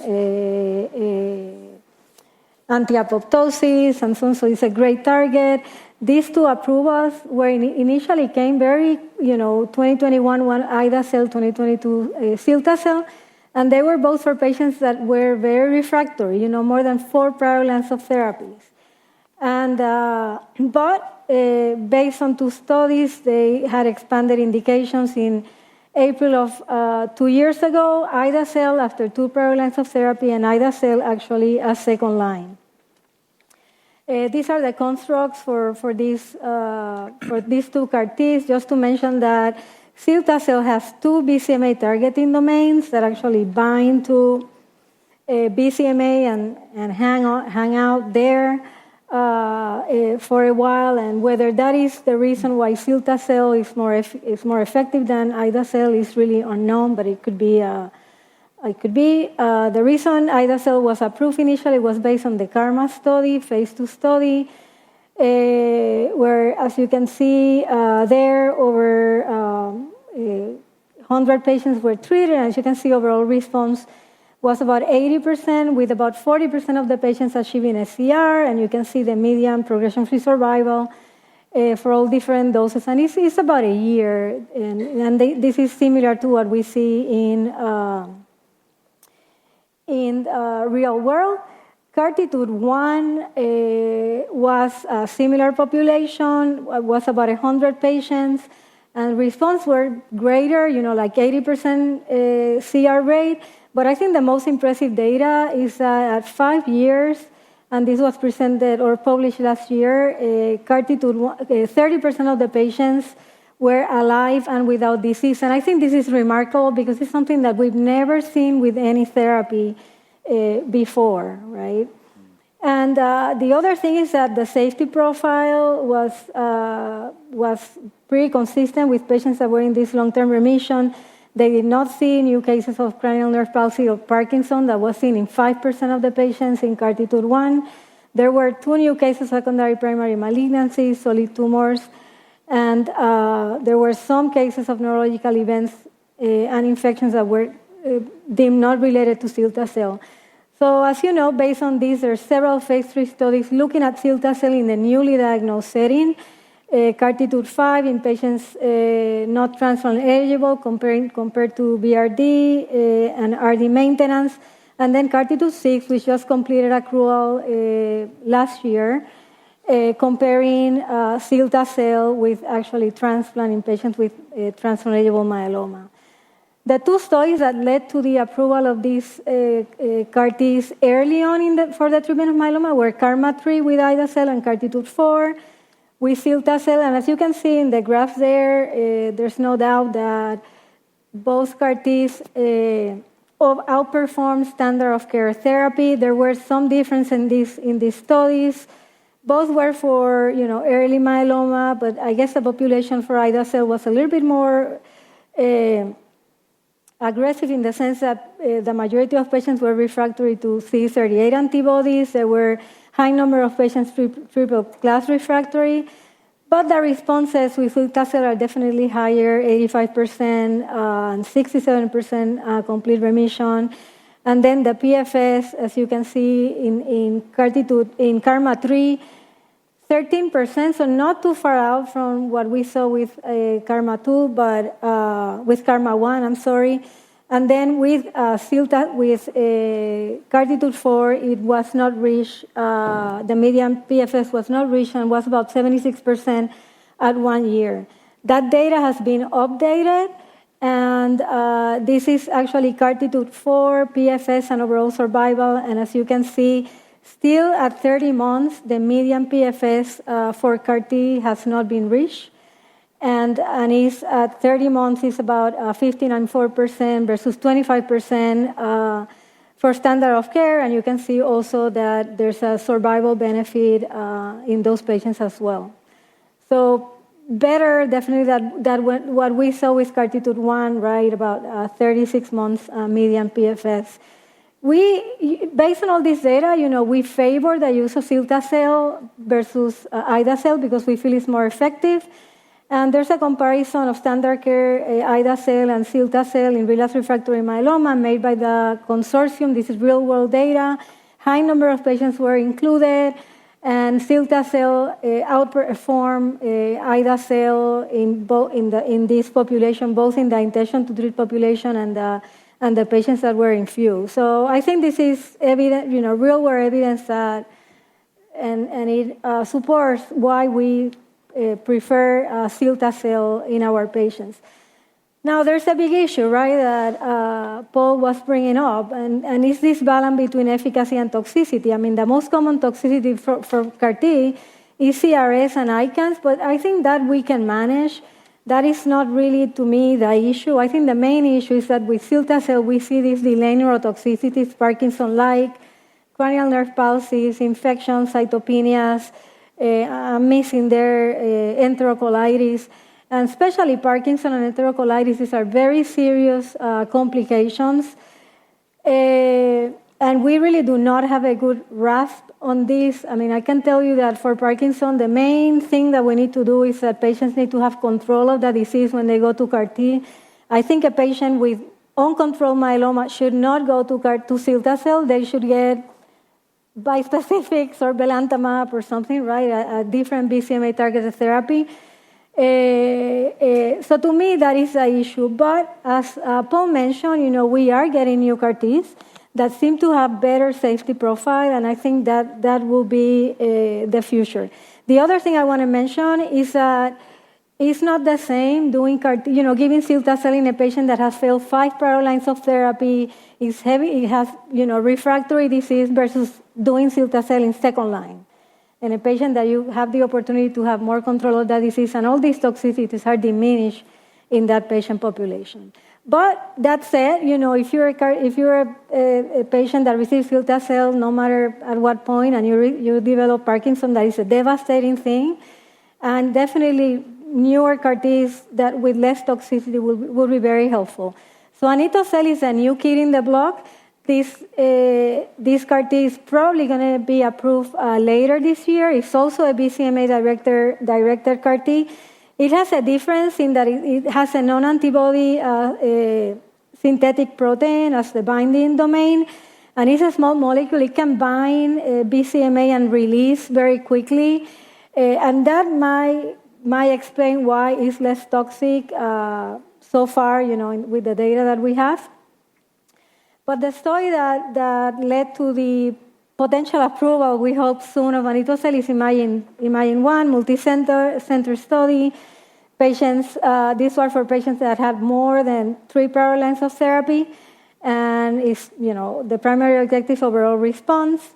And these were 117 patients, and you can see overall response of 96%, with 74% of patients achieving a complete remission, and at a median follow-up of 15.9 months, overall response rates were 96% with 74% CR rates. So very effective. Okay. Well, I'm missing a slide, but anyway, I need to move. But anyway, anito-cel is very effective and actually doesn't have the toxicity. I thought I had a slide with the toxicity. It doesn't show delayed neurotoxicities or the Parkinson-like or cranial nerve palsies that we saw with cilta-cel. So very promising, and obviously we have to treat more and more patients and get more real-world experience. Arlocaptagene is another CAR T that actually targets GPRC5D, not BCMA. And is very effective, so overall response of 91% and complete remissions of almost 50%. But what I want to point out is that patients that had prior anti-BCMA therapy, the median progression-free survival was actually 18 months, very similar to the whole group. So I think this is a great option for patients that fail a BCMA-targeted therapy to go to this CAR T afterwards. And hopefully this is also something that will be available for us and for our patients soon. The other thing, I'm going to jump on this. The other thing is that these off-target tumor toxicities like skin, nail, and oral that we see with talquetamab, less frequency with this and higher rate of resolution. That is a challenge for the patients that receive talquetamab. Just 1 minute, I'm already late with this. CAR T from AstraZeneca is actually dual target CAR T. It's a fast CAR T because it's actually manufactured in less than 3 days.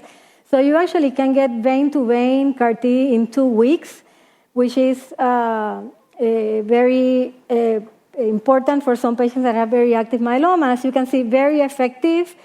CAR T, 96% and 78% CR rate. It does have MRD, 94%. And it has actually not too much toxicity either. And this CAR T is being studied now in the newly diagnosed setting, patients transplant eligible and non-transplant eligible, and very effective. So looking, what happened, we still have a lot of challenge in myeloma. We talk a lot about sequencing. To me, it's a big deal, right? What do we do first? What do we do afterwards? High-risk disease, CAR T is effective, but it's also less effective in patients that have high-risk disease. Toxicity, frailty, access to all these new, novel, expensive agents.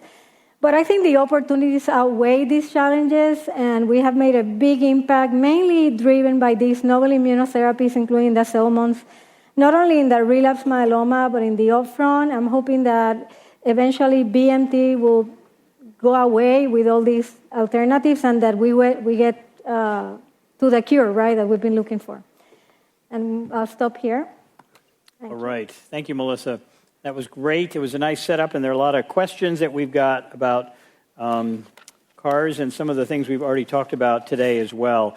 So let's start a little bit here, and we've got a few of our questions here. Regulatory and reimbursement issues aside, which next line of therapy would you most likely recommend for a 65-year-old patient with standard risk myeloma who receives initial treatment with DARA-RVD followed by autotransplant, experiences disease progression 8 years after 8 years of maintenance? So we have a big mix of opportunities here. So a couple of cilta-cels, we have one tech, and then Paul's got Bella here listed as well. So anybody want to either defend their choice or attack somebody else's? No, I'd certainly never attack anybody else's. I would simply say that, again, my rationale for Bella VD here was very similar. You lose nothing. And the clues here is that this gentleman had 8 years of disease control. So his prognostic profile, I think, is very favorable. And so therefore, provided, again, it's all individualized to the patient, right? I mean, it's a lady or a gentleman, I should say. If the patient was interested in this approach versus a sort of one and done, obviously it would be different. The only caution I would have here about going straight to something like cilta-cel, although it's a long way out, is some early data from Mass General showing that prior transplant shortens PFS significantly, cut it in half actually in their series. Recognize it was a large number of patients, but it was obviously retrospective. I would just argue perhaps that there might be a downside to an earlier CAR-T. I don't know, but that was the reason for my ballot choice. Not that you shouldn't be one or the other, but simply it seemed to make sense to me. Okay. I would qualify my choice. I think I answered this question before I saw the Tech9 data. Yeah. So I might just do Tech, actually, Okay. in this patient. And I think this is kind of a standard risk patient, has had a fairly indolent course, 8 years on maintenance therapy, and it's sort of, do the low risk, very effective therapy, probably fixed duration Tech is probably what I would do. But you're justified, though, aren't you? Because the patient's not on DARA, right? They're on just Yeah, Rev alone, and they have been for 5 years. For keeping bringing the DARA in if you felt it was appropriate. You could. You could, right? Yeah. But I think Yeah. that you're mitigating infection potentially by not got it, putting the got it. DARA, No, I and agree, they're I DARA agree. exposed. Yep, got it. Yeah. We don't know, but I would say, I picked cilta-cel because, number one, we have to redefine what this long duration means, right? Because, if you think of the Perseus study, right, these patients got DRBD, got transplant, got MRD-adapted approach to maintenance, so maybe a little bit different, but the projected progression-free survival of those patients, 17 years. So we have to sort of change in our mind, how we think about this. A patient that gets that kind of treatment should be without disease for really a long time. So to me, 8 years is not, it is long, but it's not, it's not that long. So, and then the other thing is that, all this therapy, and this is not new for any of these therapies, we've seen that forever, transplant, RBD, that RBD, everything works better in patients that have standard risk myeloma than patients that have high risk or patients that have a disease with good biology, right? So I think those are we should not get things away from those patients. I think we should offer those patients the best therapy that there is. And in this setting, I feel that cilta-cel could be the best option, even though, teclistamab could also be. We don't know for sure.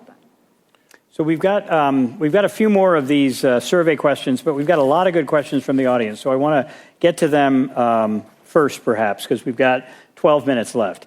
So there's a question here about what makes some institutions more successful than others when treating CAR-T. How long do you follow your patients with CAR-T before sending back to the non-cellular therapy team? So I'll just start off and then let you guys tell me how you do it at your centers. So at our centers, we actually don't send them to the cell therapy program. They stay in the myeloma program. So they're hospitalized on the transplant service if they go in the hospital, and when they come out, they come back to the myeloma team in general. And we keep them typically for the first 30 days before we'll send them back to the primary oncologist.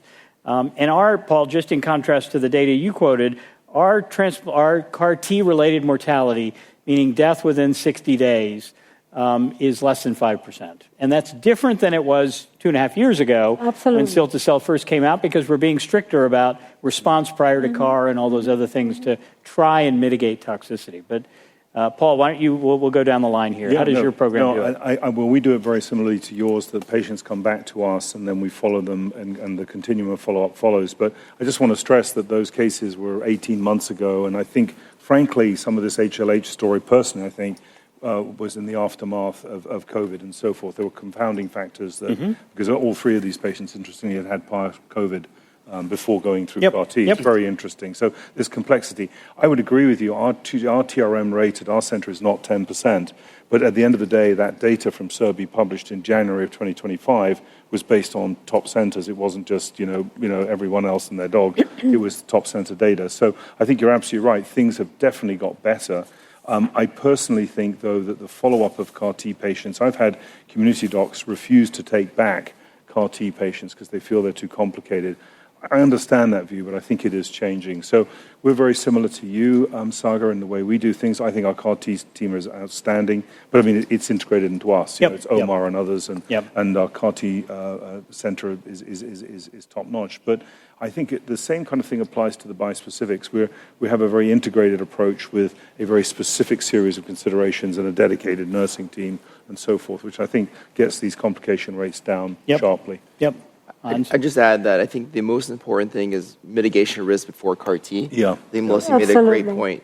A patient that does not respond to bridging therapy should not get CAR T. Yep. So I think we know that now. I think from the ASH data.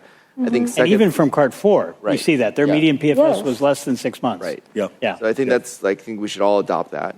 I think secondly, I think when a patient goes back to their local oncologist, just educating what are the potential rare but serious toxicities. So if a patient starts experiencing diarrhea, that's a red flag, and then contact the CAR T center about potential further workup and evaluation. Yeah. Okay, Melissa, are you similar to what we do? Yes, I mean we have an immunotherapy program where the patients go, but it's the same group. Yeah. Okay, so I'm going to do some rapid fire questions here, and then we'll come back to these. Hans, this is for you. If a patient, what to do if a patient's protein level is rising during the first few doses of a bispecific? Do you stay the course or declare their disease refractory and move on to something else? Yeah, first 2 doses is too early. So we know that M protein takes a while to clear. The step-ups. The step-ups, right. So I would say that give at least one cycle and then reassess from there. But typically, if they're going to respond, they respond quick. Correct. I think the light chains, 1 month, if the light chains start going up after the first, that might be more of a red flag. Yeah. Okay. Paul, comments on the risk of second cancers with cell mods versus IMiDs? We haven't seen them with the cell mods, and I think that's very, very important to share. Obviously, we know them in the LENS experience, particularly less with POM, and obviously high-dose melphalan prior to that drives that risk substantially. Right. Yep. All right, Melissa, is the Parkinsonianism transient with cilta-cel or permanent? And what do we know about it in June of 2026? Yeah, unfortunately, if it's established, it's very hard to treat. It's usually reversible. The usual Parkinson medications do not work. And, depending on, if you identify symptoms early on, you need to be very aggressive with these patients. Intrathecal chemo, high-dose Cytoxan, ruxolitinib probably is the drug with the best. But really, to me, the main thing is to try to not get there, And I think the way of not getting there is, number one, making sure these patients have very controlled disease before they go to CAR T, and that's a lot more doable now than before, when it was approved for more than 4 lines of therapy. And the other thing, we know that lymphocyte, when the lymphocytes actually go up and is surrogate for CAR T cell expansion. So we've been using dexamethasone when they go over a certain value to mitigate that, and we are analyzing that data in the real world in a collaboration with a consortium that will actually just submit an abstract about that. But that might have a role as well. Okay, Hans, can you talk more about how you manage dysgeusia and skin and nail toxicities with talc? Yeah, so we've tried lots of different measures to mitigate the toxicity. I would say the biggest thing is reducing the dosing frequency and potentially the dose once the patient responds. That's the thing that tends to work the best. I will say that for the skin changes, I really tell patients to really prophylactically moisturize their hands very, very well as they get the step-up dosing. I do think that does help with some of the skin peeling issues. And then infectious disease prophylaxis for patients getting bispecifics. Are they the same across the board? What do you do, and how long do you do it? BCMA bispecifics, a monthly IVIG is what I'd recommend regardless of IgG levels. GPRC5D bispecifics, I think, is a little bit more touch and go. I don't think you necessarily have to give IVIG on a monthly basis. There's a lower infection risk of GPRC5D than BCMA. And antiviral prophylaxis. Yes, exactly. Yeah, correct. Yep, right. Yep. Okay, so we've got one here, Paul. How often should we monitor CBCs with Iber and Mezi when these hit the shelves? Is diarrheal prophylaxis a must? Yeah. Diarrheal prophylaxis is not a must. The GI toxicities are minimal. The GCSF approach needs to be very proactive. Remember, this is not a stem cell effect, it's a differentiation effect. So using growth factor is absolutely fine. We like to use simple Zarzio 2 or 3 times a week if we have to. Colleagues have used Pelfilgastrim. I think that's reasonable, although the data are relatively thin prospectively on its use. Being proactive with G is essential. Count-wise, I think every couple of weeks is a reasonable parameter. Would you agree, Same Sagar? thing you do with the image. Exactly. But I think the most important thing is not to react to neutropenia, but be ahead of it. And from a patient perspective, it really is not an issue. And I would say the other thing I've noticed, actually, rates of febrile neutropenia are low because obviously we don't have mucositis, we don't have other cofactors necessarily driving infection. Yeah, I will say I've been dealing with a couple of patients that the patients are emailing me about how to manage neutropenia, not with Iber-Mezi, but with DARE-RVD. And I'm finding people are holding doses, holding Rev for white counts with ANCs of 800 and 900 in the middle of the cycle.